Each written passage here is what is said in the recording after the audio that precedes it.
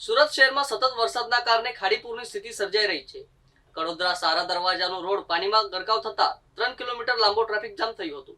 છેલ્લા 3 દિવસથી સુરત શહેરમાં સતત અવિરત અનરાધાર વરસાદ વરસી રહ્યો છે, જેને લીધે ઠેર ઠેર નીચાણવાળા વિસ્તારોમાં પાણી ભરાવાની સમસ્યા ઊભી થઈ છે. આજે તારીખ 23 જુલાઈને મંગળવારની સવારથી વરસાદ ફરી જામ્યો છે.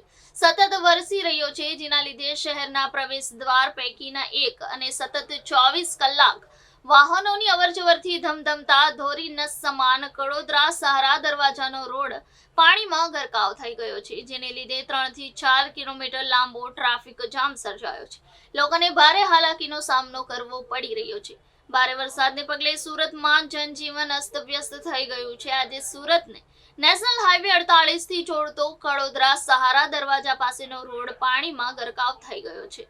સારોલી નજીક રોડ પર પાણી ફરી વળ્યા છે.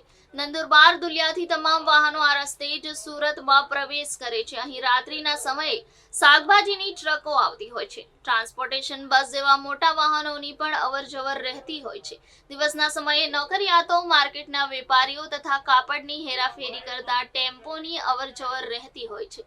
અહીં મોટી સંખ્યામાં કાપડ માર્કેટો આવેલા છે. સવારથી વરસાદને લીધે રસ્તો પાણીમાં ગરકાવ થતા વાહન ચાલકોને ભારે પરેશાનીનો સામનો કરવો પડી રહ્યો છે. 2 થી 4 કિલોમીટર લાંબો ટ્રાફિક જામ થયો છે.